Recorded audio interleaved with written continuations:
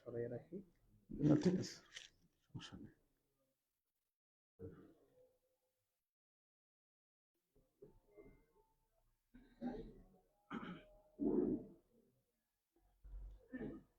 আল্লাহু আকবার, আল্লাহু আকবার, আল্লাহু আকবার, আল্লাহু আকবার, আল্লাহ।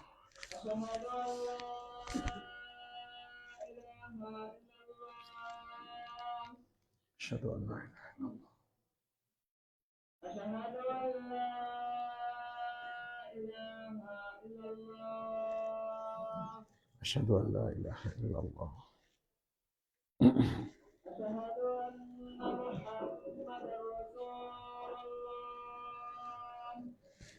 أشهد أن محمدا رسول الله، আশহাদু আন্না মুহাম্মাদার রাসূলুল্লাহ, أشهد أن محمدا رسول الله، আশহাদু আন্না মুহাম্মাদার রাসূলুল্লাহ। حي على الصلاة، লা হাওলা ওয়া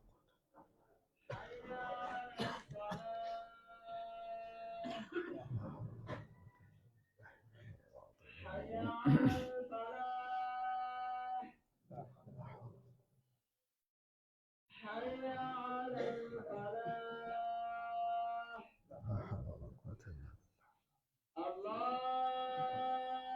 أكبر، الله أكبر، بالله. الله أكبر، الله أكبر. لا إله إلا الله، لا إله إلا الله. وبعث مقام. اللهم صل على محمد كما صليت على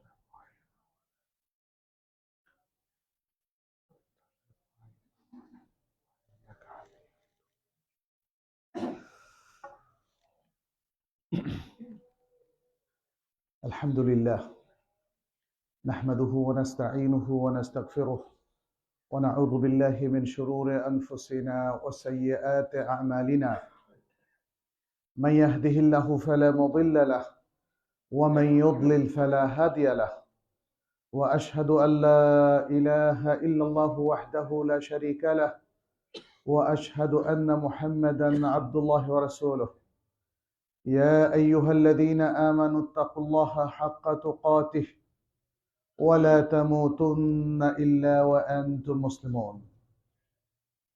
يا أيها الناس اتقوا ربكم الذي خلقكم من نفس واحدة وخلق منها زوجها وبث منهما رجالا كثيرا ونساء، واتقوا الله الذي تساءلون به والأرحام إن الله كان عليكم رقيبا.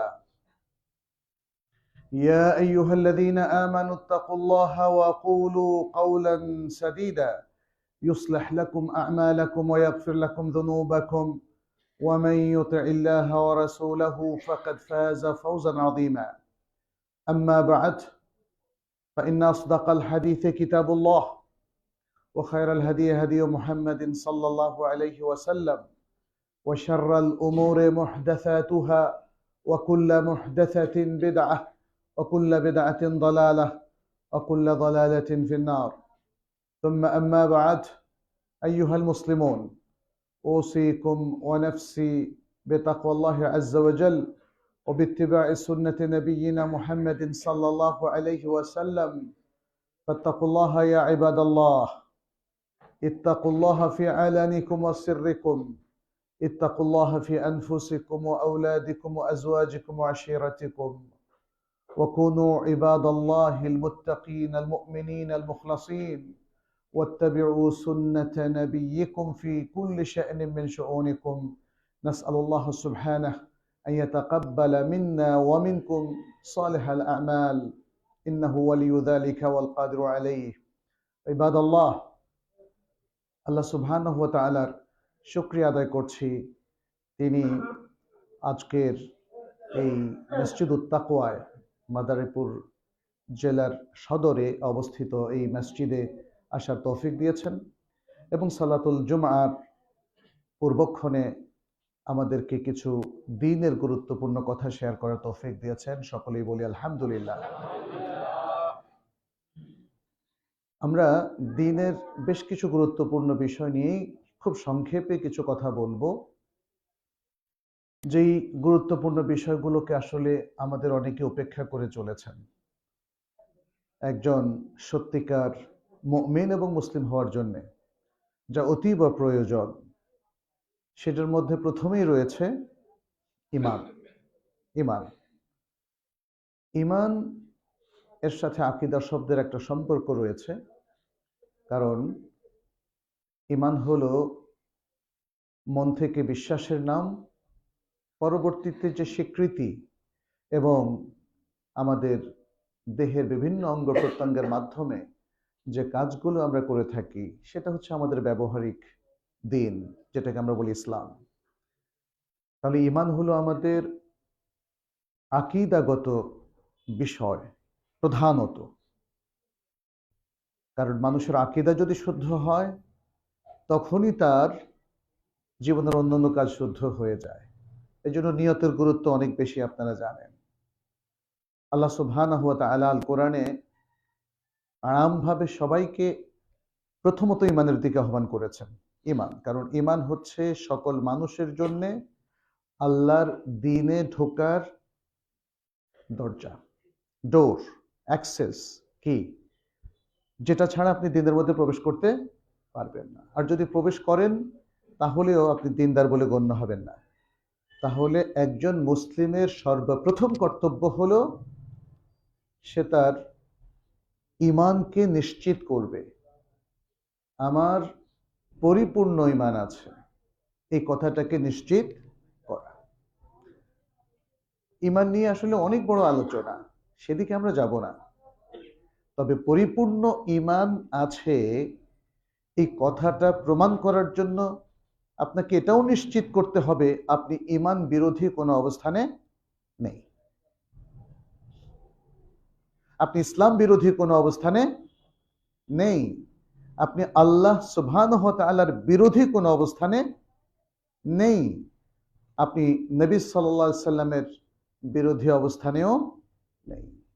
আপনি কোরআন সুন্নাহ মেনে চলেন, মেনে নিয়েছেন, এবং তা মেনে চলা যে ফরজ আপনার সে বিশ্বাসটুকু আছে। কোরআন বা সুন্নাহর কোনো একটা মৌলিক বিধান আপনি অস্বীকার করেন না। মূলত এটাই হলো ঈমান। ঈমান মানে শুধু আমি একজন মুসলিম, আল্লাহতে বিশ্বাস আর রাসূল সাল্লাল্লাহু আলাইহি ওয়াসাল্লামের বিশ্বাস, এতটুকুর মধ্যে সীমাবদ্ধ থাকলে চলবে না। তাহলে আমাদের ইতিবাচক দিকটা যেমন নিশ্চিত করতে হবে যে ঈমানের যতগুলো ইতিবাচক দিক আছে সেটা আমরা ধারণ করি, সেটা আমরা বিশ্বাস করি, সেটা আমরা লালন করি এবং সেটা আমরা মেনে চলি, মনে প্রাণে মেনে চলি। ঠিক তার নেতিবাচক দিকটাও আপনাকে নিশ্চিত করতে হবে। যা কিছু ঈমান বিরোধী আমরা সেটা মানি না, আমরা সেটা করি না, আমরা সেভাবে চলি না। সেটা হোক আমাদের ব্যক্তিগত ক্ষেত্রে অথবা পারিবারিক, সামাজিক, রাষ্ট্রীয়, রাজনীতি অথবা যে কোনো ক্ষেত্রে। এটা কি কখনো গ্রহণযোগ্য হতে পারে একজন মুমিনের জীবনে যে তিনি আল্লাহর পক্ষে স্বীকৃতি দিয়েছেন, কিন্তু তার জীবনের অনেকগুলো স্থান, কাল, পাত্র পাওয়া যায় যেখানে তিনি আল্লাহর বিরুদ্ধে অবস্থান নিয়েছেন, অথবা যেখানে তিনি কোরআনের বিরুদ্ধে অবস্থান নিয়েছেন, অথবা যেখানে তিনি হাদিসের বিরুদ্ধে অবস্থান নিয়েছেন? এটা কি অনুমোদিত হতে পারে? এটা কি গ্রহণযোগ্য হতে পারে কোনো মুমিনের জন্য? আল্লাহ আমাদের জীবনটা কে দিয়েছেন? আল্লাহ। আমাদেরকে কে সৃষ্টি করেছেন? আল্লাহ। তাহলে আল্লাহ সুবহানাহু ওয়া তাআলা এই যে একটা বড় জীবন আমাদেরকে দিয়েছেন জন্ম থেকে মৃত্যু পর্যন্ত, তাই না? পুরোটাই তো আল্লাহর দেওয়া, নাকি কিছু আমরা নিজেরা করেছি? এই সময়টুকু আল্লাহর দান, এটাই হলো আমাদের জীবন। আপনারা বলুন তো, এই জীবনের মধ্যে আল্লাহ কি কোনো একটা সময় আমাদেরকে বের করে দিয়েছেন যে তোমার বয়স যখন 20 হবে অথবা 21 বছরের মাথায় কিংবা 40 বছরের মাথায় তুমি কিছু নাফরমানির কাজ করতে পারবা, বলেছেন? তুমি কিছু পাপ কাজ করতে পারবা, একটু সময় তোমাকে দেওয়া হলো, ওই সময় তুমি যা ইচ্ছা পাপ কাজ করতে পারবে, এমন কোনো পারমিশন আছে? তাহলে মানুষ পাপ করে কেন? যদি আল্লাহর পারমিশন না থাকে তাহলে উত্তর হচ্ছে মানুষ হয়তো ভুলে পাপ করে, তাই না? অথবা শয়তানের ফেরেবে, শয়তানের প্ররোচনায়। তাহলে ফিরে আসুন আবার আল্লাহর দিকে। যদি আপনি জানেন যে পাপ করার কোনো পারমিশন নাই, ইচ্ছার বিরুদ্ধে, ভুলে ভালে বা কারো প্ররোচনায়, তাই না? অনেক সময় যে বলা হয় না, অসৎ লোকের সাথে থাকলে অসততা আপনাকে পেয়ে বসবে। আচ্ছা, যদি কখনো অসততা আমাদেরকে পেয়ে বসে তাহলে পরবর্তী করণীয় কি? তওবা এবং ইস্তেগফার। সেটাও তো হচ্ছে না মানুষের মধ্যে। অনেক পাপী মানুষকে আমরা কখনোই আফসোস করতে দেখি না, অনুতপ্ত হতে দেখি না। তাহলে সময়ের ব্যাপারে কি আমরা নিশ্চিত হতে পারলাম যে আল্লাহ তাআলা একটা সেকেন্ডও আমাদের জন্য এভাবে বের করে দেন নাই যে ওই একটা সেকেন্ডে তুমি পাপ করতে পারবা? আছে এরকম? নেই।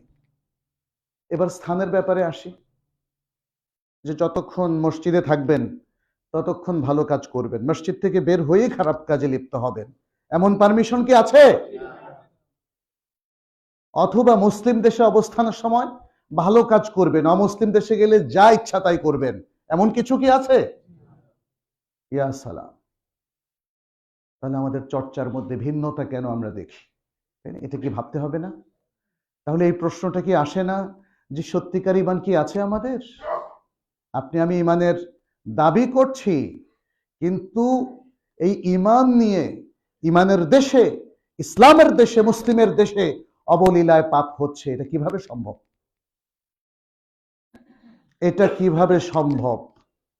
এটা কি কোনো বুদ্ধিমান মেনে নিতে পারবে? আপনার যদি একটা ব্যবসায়িক প্রতিষ্ঠান থাকে, একটা ফ্যাক্টরি থাকে, সেই ফ্যাক্টরি কি আপনার ইচ্ছা মতো পরিচালিত হবে না আরেকজনের? আপনার। এখন যদি সেই ফ্যাক্টরিতে অধিকাংশ কাজ আপনার ইচ্ছার বিরুদ্ধে হয়, তাহলে এটা কি টিকবে? আপনি টিকতে দেবেন? আপনি কি ওদেরকে ক্ষমা করবেন যারা এখানে কাজ করছে? প্রিয় ভাইরা, আসলে আমাদের জীবনটায় দিনের অবস্থান হয়ে গেছে একদম দুর্বল। দিনটাকে আমরা মজা করার জিনিস হিসাবে নিয়েছি। দিনটা হচ্ছে এখন মজা করার জিনিস, সিরিয়াস না। মানুষ সিরিয়াস জিনিসের মধ্যে কখনোই উল্টাপাল্টা করে না।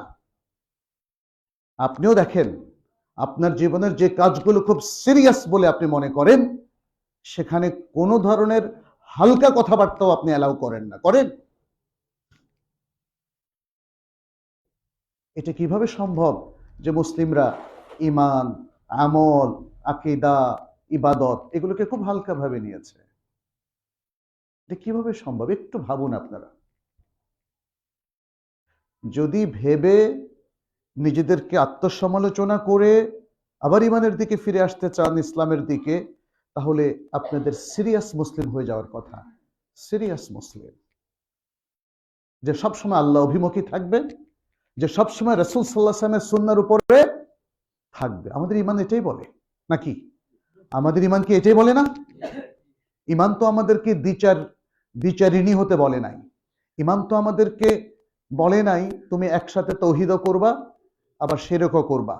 ঈমান তো এটা বলে নাই যে তুমি শিরকও করবা, তুমি ইবাদতও করবা আবার বিদআতও করবা, বলেছে?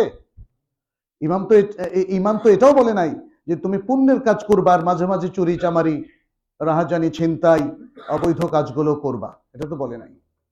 সুতরাং ঈমান বলতে আসলে আমরা কি বুঝি? আমার মনে হয় আমাদের সিরিয়াস একটা ত্রুটি রয়ে গেছে। আমরা যখন বইতে পড়ি আমানতু বিল্লাহি ওয়া মালাইকাতিহি ওয়া কুতুবিহি ওয়া রুসুলিহি ওয়াল ইয়াউমিল আখির ওয়াল কদরি খাইরিহি ওয়া শাররি, বাস ঈমানদার হয়ে গেল। আসলে কি তাই? শুধু এই শব্দটা উচ্চারণের মধ্য দিয়ে একজন মানুষ ঈমানদার হয়ে গেল? আর তার জীবনের লাইফ স্টাইল, তার কথাবার্তা, তার কর্মকাণ্ড, এর মধ্যে ঈমান লাগবে না? এটা একটু ভাবতে হবে সম্মানিত মুসলিম ভাই বোনেরা, আমাদেরকে এই জিনিসটা ভাবতে হবে। আমরা যখন ঈমান এবং আকীদা নিয়ে কথা বলি, যেটা ইসলামের সবচেয়ে সিরিয়াস বিষয়, সবচেয়ে গুরুত্বপূর্ণ, the most important issue of Islam, সেটি হচ্ছে ঈমানের এই, তখন আমাদেরকে এটা একটু খতিয়ে দেখতে হবে যে আসলে ইমানের যে ডিমান্ড, ইমানের যে চাহিদা, ইমানের যে ইনস্ট্রাকশন এবং নির্দেশনা, সেটা কি আমরা পরিপালন করছি কি না। আর সত্যি যদি আপনি প্রতিদিন সকালে তেলাওয়াত করেন আর ইমানের ঘোষণাগুলো দিয়ে এরপরে সমস্ত খারাপ কর্মকাণ্ডে লিপ্ত হন, তাহলে আদৌ ইমান থাকবে কিনা সেটা কিন্তু একটু ভেবে দেখার বিষয় আছে। প্রচুর মুসলিম ইমান নিয়ে যেতে পারবে না পৃথিবীতে। মনে রাখবেন যে সারা জীবন অপকর্মের মধ্যে ছিল, সে শেষে কি শাহাদা বাণী উচ্চারণ করার তৌফিক তার হবে?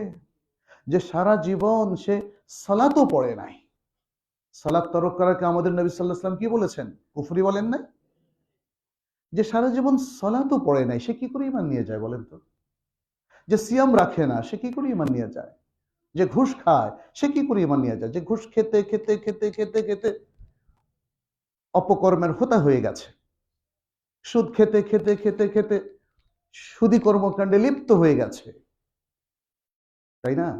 একজন মানুষ বিবেকের বিরুদ্ধে কতদিন কাজ করতে পারে? যদি আপনি একটা কাজকে পাপই মনে করেন, তাহলে সেই পাপ কিভাবে আপনার মাধ্যমে করা সম্ভব? জরুরি বিষয়গুলোর মধ্যে তাহলে 1 নাম্বার হলো কি? ঈমান। ঈমান এবং আকীদা। ঈমান এবং আকীদা। জরুরি বিষয়গুলোর মধ্যে দ্বিতীয় বিষয়টি আমরা উল্লেখ করব, সেটা হলো ইবাদাহ। ইবাদাহ হলো আমাদের জীবনের মূল লক্ষ্য। কে নির্ধারণ করে দিয়েছেন? আল্লাহ সুবহানাহু ওয়া তাআলা।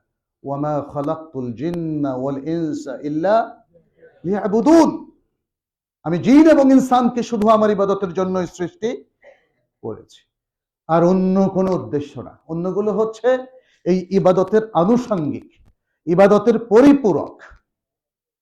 বাট মানুষ এবং জিন জাতির সৃষ্টির মূল উদ্দেশ্য হলো তারা সকলে মিলে এক আল্লাহ সুবহানাহু ওয়া তাআলা, যিনি আমাদের ইলাহ এবং রব, শুধু তাঁরই ইবাদত করবে আর কারো নয়। শুধু তাঁরই নিরঙ্কুশ আনুগত্য করবে আর কারো আনুগত্য নয়। এটা ইবাদতের মূল কথা। এই জন্য ইবাদতকে আল্লাহ সুবহানাহু ওয়া তাআলা আমাদের উপর শিরোধার্য করেছেন, কারণ ইবাদত করাটাই মানব এবং জিন সৃষ্টির মূল লক্ষ্য। আপনারা হয়তো অনেকে প্রশ্ন করবেন, তাহলে ঈমানকে 1 নম্বরে রাখলেন না কেন? ইবাদতে যদি মূল লক্ষ্য হয়, তাহলে ঈমানকে 1 নম্বরে রাখলেন না কেন? এর উত্তর হচ্ছে, ইবাদত শুদ্ধ হওয়ার জন্য প্রথম শর্তটা কি? ঈমান। ঈমানই যদি না থাকে, সারা জীবন ভর আল্লাহ ইবাদত করলে কোনো কাজ হবে? কোনো কাজ হবে না। ফলে আমাদেরকে আগে তো চাবি দিয়ে খুলতে হবে। আপনি দ্বীনের মধ্যে, ইসলামের মধ্যে, মানে ইবাদতের মধ্যে ঢুকবেন, ইবাদত শুরু করবেন, ইবাদতের আগে ঈমান নিশ্চিত করতে হবে। এটা অবস্থানগত কারণেই আমরা ঈমানের কথা আগে বলেছি। এখনো ঈমান আনেন নাই, সালাত পড়বেন আগে না ঈমান আনবেন আগে? বলেন। ঈমান আনবেন। ফলে ঈমান অবধারিতভাবে আমাদের 1 নাম্বার প্রায়োরিটিতে চলে আসে। ঈমান ছাড়া সে আর কোনো কাজ করলে কোনো কাজই আল্লাহ গ্রহণ করবেন না, সেটা আল্লাহ তাআলা ঘোষণা করে দিয়েছেন। ওয়াকাদিমনা ইলা মা আমিলু মিন আমালিন ফাজআলনাহু হাবাআম মানসুরা। তারা অনেক কাজ করে, আমি সেগুলো ধুলোকণার মতো নিষ্ফল করে দেই। কারণটা কি? কারণ ঈমানটা নেই, কারণ তারা শিরকে লিপ্ত আছে, কুফরিতে লিপ্ত আছে, ঈমান বিরোধী স্পষ্ট অবস্থানে তারা রয়েছে। ফলে তাদের এই সকল ভালো কাজ আল্লাহ তাআলা মূল্যায়ন করেন না, এবং এর জন্য তারা কোনো ধরনের রিওয়ার্ড বা সওয়াব তারা পাবে না। এই জন্য ঈমান 1 নম্বরে। আর আমরা এরপরে বললাম ইবাদতের কথা। ইবাদত নিয়েও আমরা দীর্ঘ আলোচনা করব না, সংক্ষেপে এতটুকুই বলবো, ইবাদতের যে বড় বড় চ্যাপ্টার গুলো আছে, যেগুলোকে ইসলামের আরকান বানিয়ে দেওয়া হয়েছে, শাহাদার পরে দ্বিতীয় রোকনটা কি? ইকামুস সালাহ, সালাত কায়েম করা। এরপরে ইতাউজ যাকাত, যাকাত প্রদান করা। তারপরে হলো ওয়াসাউম রমাদান, রমাদান মাসের সিয়াম রাখা। এবং তারপরে হচ্ছে ওয়াহজ্জু বাইতুল্লাহিল হারাম মান ইসতাতা ইলাইহি সাবিলা, সামর্থ্যবান লোকদের জন্য বাইতুল্লাহর হজ করা। হজ করা জীবনে একবার ফরজ, যাকাত যাদের উপর ফরজ হবে বছরে একবার দেওয়া, রমাদানের সিয়াম 1 মাস, আর সালাত হলো প্রতিদিন 5 ওয়াক্ত সালাত ইবাদতের মূল পর্ব, ইবাদতের মূল এবং স্পেশাল আমল এই 5টা। এখানেই যাদের ঘাটতি হবে তারা অন্য সকল ইবাদতে ঘাটতি করবে। যে মূল কাজটা করে না সে কি নকল কাজটা করবে? অতএব মুসলিমদেরকে প্রায়োরিটিটা বুঝতে হবে যে ইবাদত শুধুমাত্র গতানুগতিক অন্যান্য ধর্মীয় কাজের মতো নয়। ইসলামকে অন্য ধর্মের সাথে তুলনা করাটাও ঠিক নয়, এবং শুধুমাত্র ধর্ম বলাটাও উচিত নয়। এটা হলো দিন, এটা হলো দিন। ইন্নাদ দীনা ইনদাল্লাহিল ইসলাম। এবং অন্য আয়াতে আল্লাহ তাআলা বলেছেন ওয়া মান ইয়াবতাগি গায়রাল ইসলামি দীনান ফালান ইউকবালা মিন। ইসলাম ছাড়া অন্য কোনো দিন যদি কেউ তালাশ করে এবং সেটাকে গ্রহণ করার জন্য মনোবৃত্তি পোষণ করে, তাহলে সেটা কোশ্চেন কালেও তার কাছ থেকে কবুল করা হবে না। ইবাদত সম্পর্কে আল্লাহ সুবহানাহু ওয়া তাআলা প্রচুর আয়াত নাজিল করেছেন। ইয়া আইয়ুহান নাসু উবুদু রাব্বাকুমুল্লাযী খালাকাকুম ওয়াল্লাযীনা মিন ক্বাবলিকুম লাআল্লাকুম তাত্তাকুন। সূরা আল বাকারার একদম শুরুর দিকে বলা হয়েছে, তোমরা তোমাদের সেই রবের ইবাদত করো যিনি তোমাদেরকে সৃষ্টি করেছেন, তোমাদের পূর্ববর্তীদের সৃষ্টি করেছেন, যেন তোমরা সুপথ প্রাপ্ত হও। ওয়ামা উমিরু ইল্লা লিয়াবুদুল্লাহা মুখলিসান লাহুদ-দ্বীন হুনাফাআ ওয়া ইউকিমুস সালাতা ওয়া ইউতুজ যাকাতা ওয়া যালিকা দীনুল কাইয়্যিমা। তাদেরকে এই নির্দেশই দেওয়া হয়েছে যে তারা যেন এক আল্লাহর ইবাদত করে, দ্বীনকে তার জন্য একনিষ্ঠ করে, খালিস করে, ইখলাসের সাথে, ইখলাসের সাথে। সুবহানাল্লাহ, এটা একটা তারবিয়া, এটা একটা এডুকেশন। সেই এডুকেশনটা যদি আমরা না পাই তাহলে আমাদের অনেক খলত মলত হয়ে যায়, এবং হচ্ছে ওয়াকাদা রাব্বুকা আল্লা তা'বুদু ইল্লা ইয়াহ। তোমার রব নির্দেশ দিয়েছেন যে একমাত্র তার ইবাদত ছাড়া আর কারো ইবাদত করবে না। অসংখ্য কথা। এরপরেও মানুষ কি করে সালাত তরক করতে পারে বলেন তো? আপনি সুন্নাহ নফল পড়লেন না, ঠিক আছে, কিন্তু ফরজ একজন মুসলিম তরক করার কোনো অধিকার কি আছে বলেন? ফরজ সালাত কোনো ইমানদার মানুষ অলসতা বশত তরক করতে পারে না। এই জন্যই আমাদের ইমাম কঠোর অবস্থান নিয়েছেন।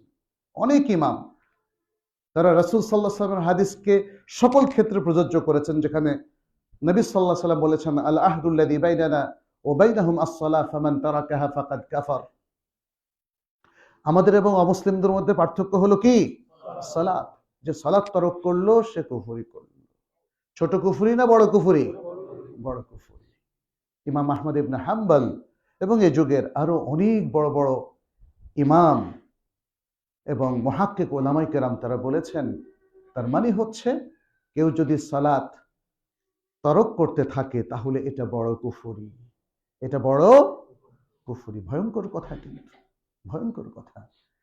আমাদের প্রবলেম হয়ে গেছে, আমাদের শিক্ষার মধ্যে এগুলো নাই।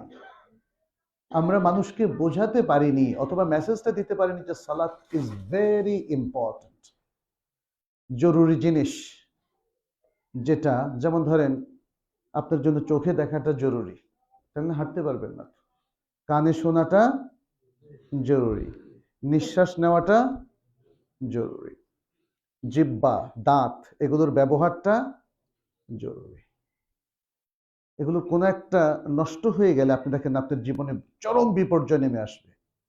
প্রিয় ভাইরা, প্রিয় বোনেরা, যারা আমাদের সাথে আজকে এখানে এই সালাতুল জুমাতে সম্পৃক্ত হয়েছেন, মনে রাখবেন আপনার চোখ আল্লাহ না করুন যদি তার দৃষ্টি হারায়, মুখ যদি তার সঞ্চালনা শক্তি হারায়, কান যদি তার শোনার শক্তিটাকে হারিয়ে ফেলে, যেরকম বিপর্যয় আপনার উপর নেমে আসতে পারে তার চেয়ে ভয়াবহ বিপর্যয় নেমে আসবে যদি আপনি সালাত তরক করেন, যদি আপনি ফরজ ওয়াজিব তরক করেন, যদি আপনি ইবাদত থেকে সরে যান, যদি আপনি দ্বীনের পথ থেকে সরে যান।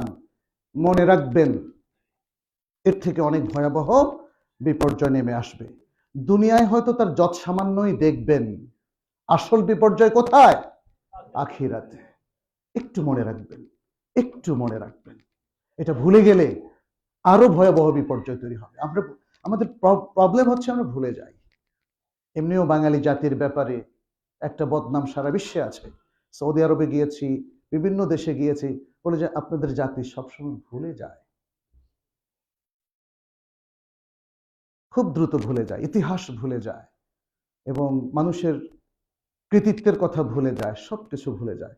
ভুলে যাওয়া একটা জাতির জন্য একটা বিপর্যয়কর, আর মুসলিমদের জন্য ভুলে যাওয়া আরো কঠিন পরিস্থিতি তৈরি করে।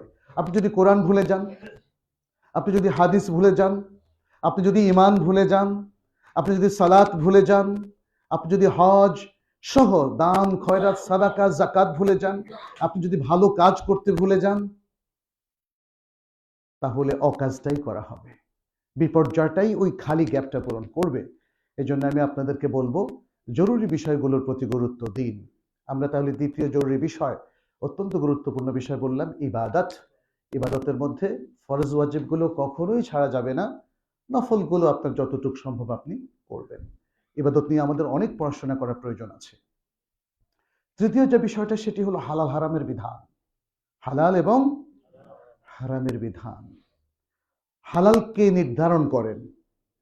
হালাল নির্ধারণ করেন কে? হারাম নির্ধারণ করেন কে? আমরা কি হালাল হারাম নির্ধারণ করার জন্য অথরিটি? পারি? সে পারমিশন দেওয়া হয়েছে? তাহলে আমরা এই মুসলিম সমাজে এত হারামের প্রসার দেখি কি করে? এটা একটা বড় প্রশ্ন না? আমাদের সবার উপর আরোপিত হয়, আমার বিরুদ্ধে আপনার বিরুদ্ধে চলে আসে। আল্লাহ প্রশ্ন করবেন, যেটাকে আমি হারাম করেছি কি করে তোমাদের সমাজে সেটা চালু হতে পারে? করবেন না? কি জবাব দিবেন প্রিয় ভাইয়েরা? শুরু করুন নিজ থেকে। আপনি নিজেকে আগে প্রস্তুত করুন, আমি কোনো হারামে সম্পৃক্ত হব না, আমি হারামের সহযোগী হব না, আমি হারামকে উদ্বুদ্ধ করব না, হারামের সাথে সম্পৃক্ত থাকব না, ইনশাআল্লাহ বিইذনিল্লাহ। আর আরেকটা কমিটমেন্ট, প্রতিশ্রুতি নিজেই নেবেন, আল্লাহকেও দেবেন। কি সেটা? আমি হালালের মধ্যেই থাকবো, আমি হালালের মধ্যেই থাকবো। এটা খুব গুরুত্বপূর্ণ। কত ওয়াজ আমরা শুনি, অথচ হালাল হারামের তারবিয়াতটা কোথায় বলেন? It's a great education. আমাদের স্কুল, কলেজ, ইউনিভার্সিটিতে আছে এই এডুকেশন।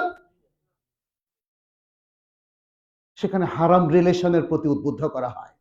আধুনিক যে কলেজ ইউনিভার্সিটি আছে, ছেলে মেয়েদের ফ্রি মিক্সিং এর প্রতি উদ্বুদ্ধ করা হয়, এবং যেটা হচ্ছে পৃথিবীর সকল evil, root of all evil, সমস্ত খারাপ, সমস্ত অধপতন, সমস্ত অনৈতিকতা, সমস্ত অশ্লীলতার রুট, মূল, সেটা হচ্ছে নারী পুরুষের মিশ্রণ। তাহলে আমরা কিন্তু অনেক ভালনারেবল সিচুয়েশন, খুব ঝুঁকিপূর্ণ অবস্থানে আছি। হালাল হারাম আমাদের জীবনের জন্য অত্যন্ত গুরুত্বপূর্ণ আরেকটা ইস্যু। হালাল হারাম বেছে আমাদেরকে চলতে হবে। সর্বশেষ আরেকটা বিষয়, জীবনকে সুন্দর করার জন্য, আপনি যেমন ধরেন একটা ঘর তৈরি করলেন, মসজিদ তৈরি করলেন, এখানে একটু টাইলস দেওয়া, একটু সুন্দর করে দেওয়ালটাকে ফিনিশিং দেওয়া, যদি বাসা বাড়ি হয় একটু ইন্টেরিয়র করা, অনেক সুন্দর হয়ে যায় না? অনেক সুন্দর হয়ে যায়। ইসলাম কিন্তু মানুষের জীবনটাকেও ইন্টেরিয়র করলে একটা বাসা যত সুন্দর হয় তার থেকে আরো সুন্দর করার ব্যবস্থা করেছে। কি দিয়ে জানেন? কি দিয়ে? আখলাক দিয়ে। আখলাক, আখলাক দিয়ে। রাসূল সাল্লাল্লাহু আলাইহি সাল্লাম তো এমনি এমনি বলেন নাই, বলেছেন কিয়ামতের দিন একজন বান্দার মিজানের মধ্যে সবচেয়ে ভারী যে জিনিসটা হবে সেটা কি? আখলাক। অথচ তার আরো বড় বড় আমল আছে, তার সালাত আছে, যাকাত আছে, কিন্তু তার ভারী, এই ভারিত্ব আনয়ন করবে কে? আখলাক। কারণ আখলাক আপনাকে এত সৌন্দর্য দান করবে যেটা অন্য কিছু করেনি। সালাত আদায়ের মধ্য দিয়ে আপনি ফরজ আদায় করবেন। একজন লোক সালাত পড়ে, দাগ দিয়ে ফেললো এখানে, এরপর ঘুষ খায় 2 হাতে, এই লোককে মানুষ ভালোবাসবে? কারণ সে সালাত পড়ে ভালোবাসবে না।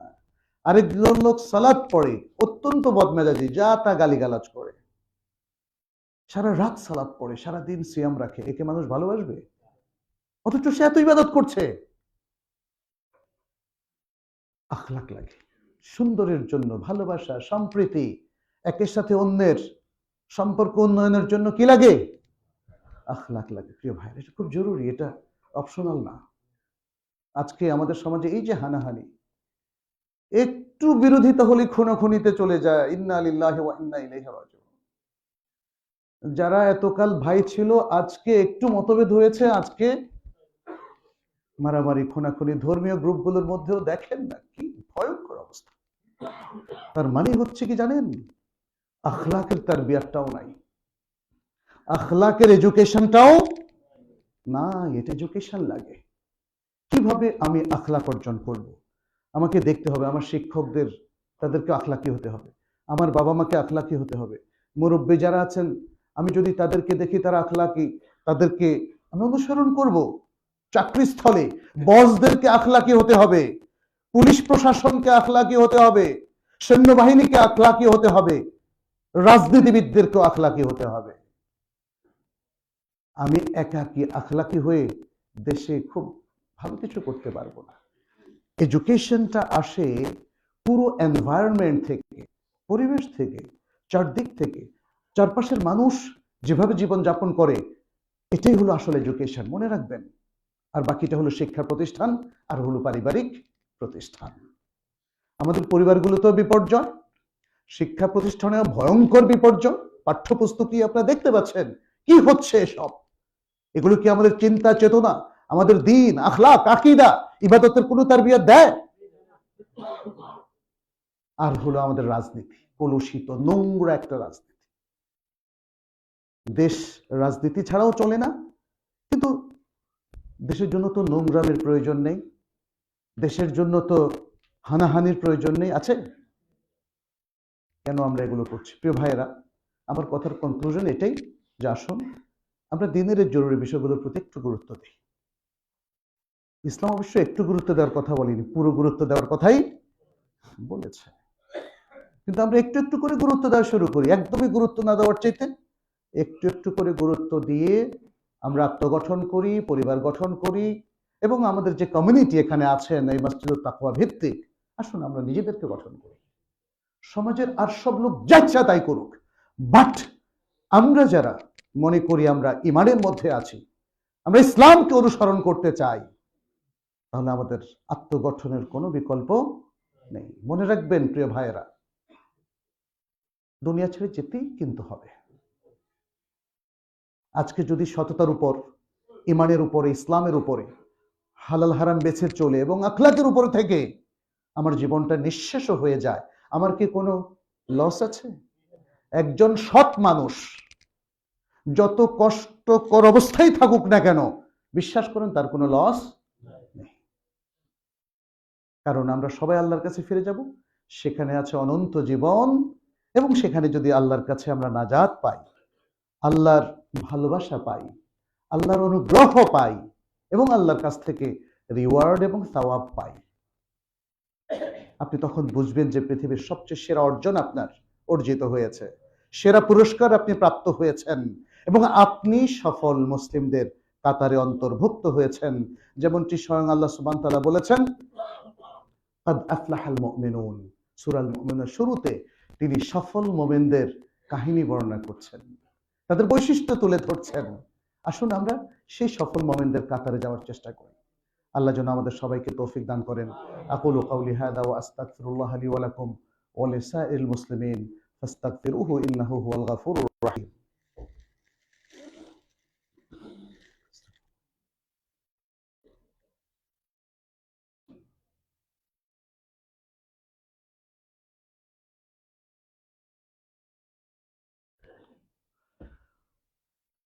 আলহামদুলিল্লাহি রাব্বিল আলামিন ওয়াল আকিবাতু লিল মুত্তাকিন والصلاة والسلام على نبينا محمد وعلى آله وأصحابه الطيبين الطاهرين ومن تبعهم بإحسان إلى يوم الدين. أما بعد، أيها المسلمون، كونوا عباد الله الصادقين، كونوا عباد الله المؤمنين المتقين الصالحين اللهم تقبل منا إنك أنت السميع العليم وتب علينا إنك أنت التواب الرحيم ربنا عليك توكلنا وإليك أنبنا وإليك المصير اللهم علمنا ما جهلنا وذكرنا ما نسينا وزدنا هدى وتقى يا رب العالمين عباد الله আল্লাহ সুবহানাহু ওয়া তাআলার কত বড় নিয়ামত আমাদের উপর, এটা নিয়ে ভাবার অবকাশও আমাদের নাই। কি দুর্ভাগ্য আমাদের। এমন একটা যেখানে আল্লাহ সুবহানাহু ওয়া তাআলা বলেছেন যে মুসলিম জাতি হচ্ছে শ্রেষ্ঠ জাতি, কুনতুম খায়রা উম্মাতিন উখরিজাত লিন-নাস তা'মুরুনা বিল মা'রুফ ওয়া তানহাউনা আনিল মুনকার ওয়া তু'মিনুনা বিল্লাহ। সে জায়গায় খায়রিয়াতটা কোথায় আজকে, তাই না? কিভাবে মহান আল্লাহ সুবহানাহু ওয়া তাআলার গুণগান না করে আমরা থাকতে পারি? তার নিয়ামতগুলো তো ভালো করে যাচাই করে দেখছি না। আপনি যদি স্রেফ একটা ঘন্টা আল্লাহর এই মহান সৃষ্টি এবং এই সৃষ্টির মধ্যে আপনার নিজের সৃষ্টিটাও কিন্তু একটা বড় নিদর্শন, সেটা নিয়ে যদি একটু ভাবতেন, আপনি আল্লাহমুখী হতে বাধ্য হতেন। আপনার বিবেক, আপনার বুদ্ধিমত্তা, আপনার দেহ সত্তা সবকিছু আপনাকে আল্লাহর দিকে ঠেলে দিত। কিন্তু এই জায়গায় আল্লাহর দেওয়া বিধান, এ বিবেক, এ বুদ্ধি, এ দেহ সত্তা শোনিত সবকিছু আমরা আল্লাহর বিরুদ্ধে কাজে লাগাচ্ছি। ইন্না লিল্লাহি ওয়া ইন্না ইলাইহি রাজিউন। আল্লাহ সুবহানাহু ওয়া তাআলা বলছেন ওয়াফি আনফুসিকুম আফালা তুবসিরুন, আর তোমাদের মধ্যেই রয়েছে নিদর্শন। ওয়াফি আনফুসিকুম, তোমাদের মধ্যে রয়েছে নিদর্শন, তোমরা কি গভীরভাবে একটু দেখছো না? আফালা তুবসিরুন, আসলে তো দেখেন না, কেউ দেখছে না। কিন্তু সারাক্ষণ দুনিয়া নিয়ে এত ব্যস্ত প্রিয় ভাইরা আপনারা কেন? এই দুনিয়া তো থাকবে না। যেই সম্পত্তির পাহাড় গড়ে তুলেছেন, একটা কানা করিও আপনার কোনো কাজে আসবে না। আর যদি সেটা অবৈধভাবে অর্জন করে থাকেন, তাহলে এটা দুনিয়াতেও আপনার বিরুদ্ধে ব্যবহৃত হবে, আর আখিরাতে তো হবেই। মনে রাখবেন, মনে রাখবেন। তাহলে এই পৃথিবীর মায়া জালে কেন জড়িয়ে যাচ্ছেন বারবার? এই দুনিয়ার ফেরেবে কেন নিজেরা ওই যে জালে মাছ শিকারীর জালে শিকার হওয়ার মতো কেন আটকে যাচ্ছেন বারবার? দুনিয়ার প্রয়োজন সারুন, কিন্তু দুনিয়ার মায়া জালে আবদ্ধ হবেন না। দুনিয়াদারির মধ্যে ইসলামের নিয়ম মতো সম্পৃক্ত হন, কিন্তু দুনিয়া যেন আপনাকে প্রতারিত না করে, আপনাকে ধোঁকা না দেয়। এটাই ইসলাম, সেটাই বলে। এই দুনিয়ায় আমাদেরকে পাঠানো হয়েছে বৈরাগী হয়ে বনে জঙ্গলে থাকার জন্য নয়। আমরা নিজেকে, পরিবারকে, সমাজকে, রাষ্ট্রকে চালাবো, কিন্তু কার বিধান মতে? আল্লাহর বিধান মতে, আল্লাহর বিধান মতে, আল্লাহর নির্দেশ মতে। আল্লাহর নির্দেশ অমান্য করে দুনিয়াদারি ভালো চলে না। আজকের উন্নত বিশ্বগুলো দেখেন, অথবা মুসলিম বিশ্বের সেই সমাজগুলো দেখেন যারা ইসলামকে মানে না, এটা একটাও সুখী না। খোলাফায়ে রাশিদের সময় অথবা মুসলিম ভালো ভালো শাসকদের সময় আমরা যেভাবে সমাজ রাষ্ট্রকে কত শান্তিপূর্ণ অবস্থানে দেখেছিলাম, আজকে কি সেটা আছে? আজকে অনেক দেশকে জাহান্নাম বানিয়ে ফেলা হয়েছে। মুসলিমরা আত্মকলহে লিপ্ত। অবশ্যই এর পেছনে অমুসলিম শক্তিও কাজ করে, কোনো সন্দেহ নাই। কিন্তু আমাদের কি আল্লাহ আত্মোপলব্ধি ধারণ করতে নিষেধ করেছেন? আমাদের বিবেক বুদ্ধি কাজে লাগাতে কি নিষেধ করেছেন? আমি আপনাদেরকে আহ্বান করব সংক্ষেপে যে আসুন আমরা আল কোরআন এবং সুন্নাহর দিকে ফিরে আসি। কোরআনে আল্লাহ সুবহানাহু ওয়া তাআলা সব বলে দিয়েছে। আল কোরআনে কোনো গবেষণা নাই আমাদের সমাজে। এমনকি আপনি খেয়াল করে দেখুন, শেষ কবে আপনি কোরআন তেলাওয়াত করেছেন? কোরআনের অর্থ কি জানা আছে আপনার? এটা তো আল্লাহর কথা, জানতে কি ইচ্ছে করে না? আল্লাহ আমাদেরকে কি বিধানটা দিয়েছেন, কি কথাটা তিনি আমাদেরকে বলেছেন, এটা কি জানতে ইচ্ছে করে না? কি দুর্ভাগা সেই সকল মুসলিমরা যারা আল্লাহ এবং তার রাসূলের প্রতি আকর্ষণ অনুভব করে না, যারা দ্বীনের প্রতি আকর্ষণ অনুভব করে না, যারা কোরআন এবং সুন্নাহর প্রতি আকর্ষণ অনুভব করে না, অথচ এই আকর্ষণের মধ্যেই হচ্ছে কল্যাণ। দুনিয়ার আকর্ষণে কোনো কল্যাণ নাই। দুনিয়ার আকর্ষণের সমস্ত অকল্যাণ, সমস্ত অকল্যাণ। আল্লাহ আমাদেরকে রক্ষা করুন, আল্লাহ আমাদেরকে ক্ষমা করে দিন। যত সব ভুল বিভ্রান্তি আমরা করেছি এতকাল যাবত, আল্লাহ আমাদের সকল পাপকে ক্ষমা করে দিন এবং আমাদেরকে হেদায়েতের পথে রাখুন, আল কোরআন ওয়াস সুন্নাহর পথে রাখুন, পূর্ণ ঈমানের উপর রাখুন, পূর্ণ হেদায়েতের উপর রাখুন। তাকওয়া ভিত্তিক জীবন যাপনের তৌফিক দান করুন, তাকওয়া ভিত্তিক সমাজ ও রাষ্ট্র গঠনের তৌফিক দান করুন। আল্লাহুম্মা তাকাব্বাল মিন্না ইন্নাকা আনতাস সামিউল আলিম ওয়া তুব আলাইনা ইন্নাকা আনতাত তাওয়াবুর রহিম। আল্লাহর কাছে আরো দোয়া করছি, আমাদের যে সকল ভাইরা বিভিন্ন কঠিন অবস্থায় আছেন, আল্লাহ যেন তাদেরকে উদ্ধার করেন, পরিত্রাণ দেন, তাদেরকে সার্বিক সহায়তা দান করেন। যারা অসুস্থ আছেন তাদেরকে আল্লাহ যেন সুস্থতা দান করেন। আত্মীয় স্বজন প্রিয়জনদের মধ্যে যারা মারা গিয়েছেন, আল্লাহ যেন তাদের কবর আযাবকে ক্ষমা করে দেন, আল্লাহ যেন তাদেরকে জান্নাতুল ফেরদাউস নসিব করেন, আল্লাহ যেন আমাদের সকলকেই ক্ষমা করেন। হাদা ওয়া সাল্লু ওয়া সাল্লিমু আলা নবিয়িনা মুহাম্মদ। ফাকাদ ক্বালা আল্লাহু সুবহানাহু ইন্নাল্লাহা ওয়া মালাইকাতাহু ইউসাল্লুনা আলান নবী ইয়া আইয়ুহাল্লাযীনা আমানু সাল্লু আলাইহি ওয়া সাল্লিমু তাসলিমা। ওয়া ক্বালা আন-নাবিয়্যু সাল্লাল্লাহু আলাইহি ওয়া সাল্লাম মান সাল্লা আলাইয়া মাররাতান সাল্লাল্লাহু আলাইহি বিহা আশারা। আল্লাহুম্মা সাল্লি ওয়া সাল্লিম ওয়া বারিক ওয়া আন'im আলা নবিয়িনা মুহাম্মদ ওয়ারদ আল্লাহুম্মা আনিল খুলাফাইর রাশিদিন ওয়া আনিস সাহাবাতি আজমাইন وأنا معهم بعفوك وكرمك يا أكرم الأكرمين. اللهم أعز الإسلام والمسلمين، اللهم أعز الإسلام والمسلمين، اللهم انصر الإسلام والمسلمين، اللهم انصر إخواننا في فلسطين، وانصر إخواننا في سوريا، في العراق، وفي الشرق الأوسط، وفي كشمير، وفي الهند، وفي العالم كله يا رب العالمين. اللهم كن لنا عونا، اللهم كن لنا عونا يا رب العالمين، ولا تكن علينا يا رب العالمين. اللهم فرج هم المهمومين من المسلمين، واقض الدين عن المدينين، واشف مرضانا ومرضى المسلمين يا رب العالمين. ربنا آتنا في الدنيا حسنة وفي الآخرة حسنة وقنا عذاب النار. ربنا لا تزغ قلوبنا بعد إذ هديتنا وهب لنا من لدنك رحمة إنك أنت الوهاب. عباد الله، إن الله يأمر بالعدل والإحسان وإيتاء ذي القربى وينهى عن الفحشاء والمنكر والبغي يعظكم لعلكم تذكرون. فاذكروه يذكركم واشكروه يزدكم ولذكر الله أكبر والله يعلم بما تصنعون وأقيموا الصلاة.